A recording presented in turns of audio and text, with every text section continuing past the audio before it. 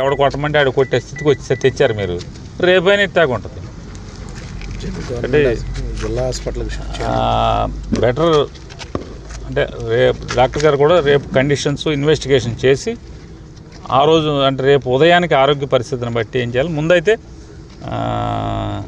ఇబ్బందికర పరిస్థితి నుంచి నిలబెట్టామని చెప్పి డాక్టర్ గారు చెప్పారు. సో వైద్యాధికారులకు థ్యాంక్స్ చెప్తూ అట్లాగే ప్రభుత్వాన్ని కూడా ఈ రకంగా ఆరోగ్యం పాడైపోయి చంపేసేదానికి ప్రయత్నం చేయటం కూడా ఇది పద్ధతి కాదు మీకు అని చెప్పిన కూడా ఎవరైతే ప్రభుత్వం నడిపి ఇవన్నీ చోద్యం చూస్తూ ఈ ఉప్మా వండినంత సులువుగా తప్పుడు కేసులు కట్టించే పనిలో ఉన్నారో వాళ్ళకి చెప్తున్నాను.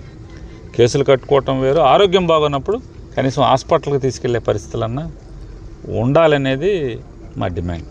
సార్, ఇప్పుడు ఆరోగ్య పరిస్థితి నిమిత్తం కూడా ఉన్నతమైనటువంటి ఆసుపత్రికి తరలించే అవకాశం ఉందని సహకరిస్తున్నారు. పోలీస్కి ఏం సంబంధం ఉంటుంది ఇందులో? పోలీసు ఏమైనా తీసుకొచ్చారు వాళ్ళు. ఇప్పుడు ఆ పోలీస్ స్టేషన్లో వాంతి పడిపోగానే తీసుకొచ్చారు కదా. కాబట్టి పోలీసుని మనం ఇప్పుడేం తప్పుపడతాం? కంకిపాడు పోలీసులని తీసుకొచ్చి ఇక్కడ హాస్పిటల్కి తీసుకొచ్చారు. ఇక్కడ ఎవరో ఆయన రాజేష్ అని ఎవరు ఆయన పోస్ట్ గ్రాడ్యుయేషన్ చేస్తున్నటువంటి డాక్టర్ ఉన్నారు. ఆయన ఇమీడియట్గా చెప్తున్నాడు, రెస్పాండ్ అయ్యాను సార్, నేను ఆక్సిజన్ సఫిషియెంట్గా పెట్టాను, బాగానే తీసుకుంటున్నారు ఆయన. సో పారామీటర్స్ అన్నీ కూడా మెల్లగా స్టేబుల్ అవుతున్నాయి, సెలైన్ పెట్టాను, దానికి కావాల్సిన మందులన్నీ కూడా పెట్టాను అని చెప్తున్నాడు. పడిన తర్వాత ఇప్పుడు కొద్దిగా మెల్లగా ఇంప్రూవ్ అవుతుంది. మళ్ళీ చూస్తానండి. నేనైతే నాకు ఈ కేసులు ఈ కక్షలు మాకెందుకు ఉంటాయి సార్? మాకేం అవసరం?